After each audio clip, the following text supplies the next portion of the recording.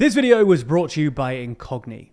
Japan has a new prime minister, its fourth in as many years, after Shigeru Ishiba won the ruling party's unpredictable and close-run leadership election last week.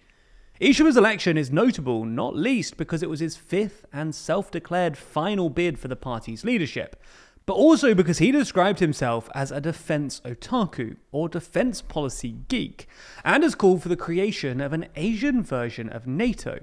So in this video, we're going to take a look at this proposal and explain the significant effect that Ishiba's victory could have on Japan's defense, security, and foreign policy, including its relationships with the likes of China, North Korea, South Korea, and the United States.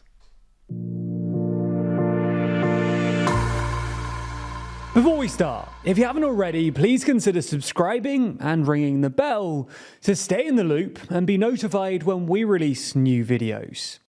Before we start, if you're interested in global alliances and groupings like the one proposed here, then you might like our brand new poster, Every Global Alliance Explained, which shows, in slightly confusing detail, how every country interacts with each other.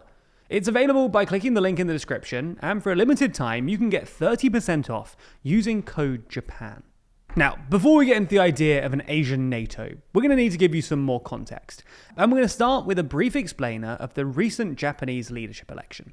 The Liberal Democratic Party, or LDP, has ruled Japan for nearly all of the past 7 decades, with just 2 short stints out of power.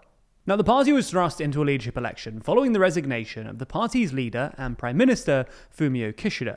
Kishida's approval ratings had hit historic lows, and public trust and support for the LDP had been eroded by a series of scandals, most notably one that involved some of the party's most powerful factions misreporting donations and using secret slush funds to provide kickbacks to lawmakers.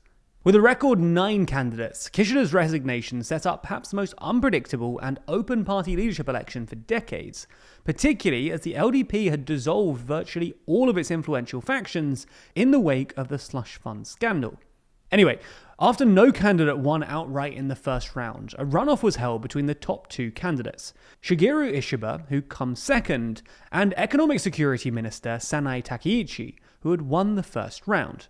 Now, they may be from the same party, but you probably can't get 2 more contrasting candidates. Takeichi, hoping to become Japan's first female prime minister, was the main candidate from the party's nationalist right wing, and was a protege of the former prime minister Shinzo Abe. By contrast, Ishiba, a former defense minister, was a more moderate and reformist candidate, and has been an outspoken critic of the previous LDP administrations, something that helped him become popular with the public, but has strained his relationship with party heavyweights. In particular, Ishiba was a notable critic of Shinzo Abe's rule, making him unpopular with the LDP's right wing. Regardless, Ishiba won the runoff in what was a pretty surprising victory, making him the LDP's new leader and Japan's new prime minister. So, what will Ishiba's defense and foreign policies actually look like? Fortunately for us, the former defense minister has been in politics for quite some time now, and is said to have an obsession with defense policy. Now, Ishiba is not unusual in the LDP in that he wants to amend Japan's pacifist constitution to account for the existence of the Japan Self-Defense Forces, the country's de facto military. However, he has advocated for actually scrapping rather than just amending Article 9, Clause 2, which states that Japan will never maintain military forces and war potential, as well as rejecting the right of belligerency. Ishiba's headline defense proposal, though, is the creation of what he calls an Asian NATO, i.e. a NATO-style collective defense organization for allied Asian nations. Pointing to Russia's invasion of Ukraine, Ishiba has said that wars are likely to break out in Asia because there's no obligation of mutual defense, and that an Asian NATO is essential to deter China from invading Taiwan, for example. Ishiba has not set out a step-by-step plan for how such an organization would be created, but he has given a rough idea. He points out that through its alliance with the United States, Japan has a quasi-alliance relationship with Canada, Australia, the Philippines, India, France, and the United Kingdom, and Japan also has been deepening its security cooperation with South Korea. Ishiba says that if these alliances are upgraded to a hub-and-spoke system with the Japan-US alliance at the core, it will be possible to develop it into an Asian NATO. This Asian NATO, Ishiba says, must ensure deterrence against the nuclear alliance of China, Russia, and North Korea, and therefore must specifically consider America's sharing of nuclear weapons or the introduction of nuclear weapons in the region. This idea would unsurprisingly cause tensions with China, as would Ishiba's ties with Taiwan. He visited the island last month, for example. However, of the two candidates in the final round, Ishiba was also the least hawkish on China. He's argued that Japan should pursue win-win diplomacy with China, and that strengthening deterrence should go alongside efforts to reduce tensions and bolster cooperation on certain issues. Takeichi, on the other hand, would have angered China by visiting the controversial Yasukuni Shrine, which honors Japan's war dead, including convicted war criminals, a move that would also strain ties with South Korea. Regardless, could Ishiba's vision of an Asian NATO actually come to fruition? It's not impossible, but the biggest stumbling block is the United States, which has already rebuffed the idea as too hasty, preferring instead to pursue the building of a latticework of US alliances in the region. Critics of Ishiba's idea say that it's an unwise and unrealistic prospect, and that Asia doesn't have the necessary strategic alignment that the North Atlantic does. A more likely outcome, then, is the continued development of bilateral and trilateral relationships, which, to be fair to Ishiba, is what he says would be necessary as a precursor to any such alliance anyway.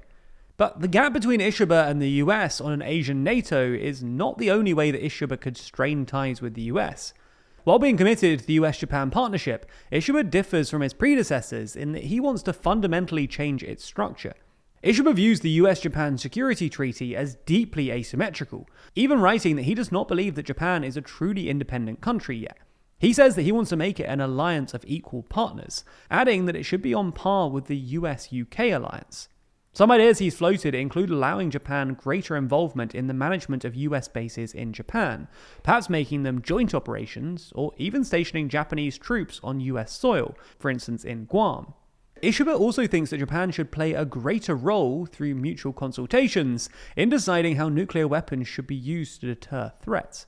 For Ishiba, these are far from easy concessions to secure, and his past comments suggest that he'll do more than just politely ask, saying back in 2018 that Japan would be ignored if it pledged total fealty to the US. He said, "You don't have to play golf with President Trump or go to Trump Tower.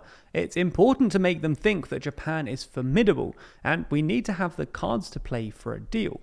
Ishiba's first challenge, though, is winning the snap general election that he's called for October 27th, evidently hoping to use the goodwill afforded to him as new Prime Minister to secure the LDP another term in office and provide him a mandate from the public. Now, as we've demonstrated in this video, there's a huge amount of uncertainty in the world of politics and current affairs, often with very few easy solutions. Unfortunately, this can be the case online too. There are all kinds of bad actors out there who want to try and use you to make a quick buck. Take, for instance, data brokers. They collect, aggregate, and sell your personal information, including names, aliases, social security numbers, login credentials, home addresses, location history, online activity, and more, to the highest bidder. This can result in everything from spam to identity theft. Luckily for you, though, there's a solution: Incogni. They work on your behalf to request your personal data removal. They also deal with any objections, and to make sure that your personal information isn't shared by the data brokers again, they conduct repeated removal requests. And with their friends and family plan, they'll even do this for you and up to 3 of your, friends and family. So create an account with our link in the description, grant Incogni the ability to work on your behalf, and sit back as they make you safer. Plus, if you use our link, you'll get an exclusive 60% off an annual Incogni plan. Thanks for checking it out, and thanks to Incogni for sponsoring this video.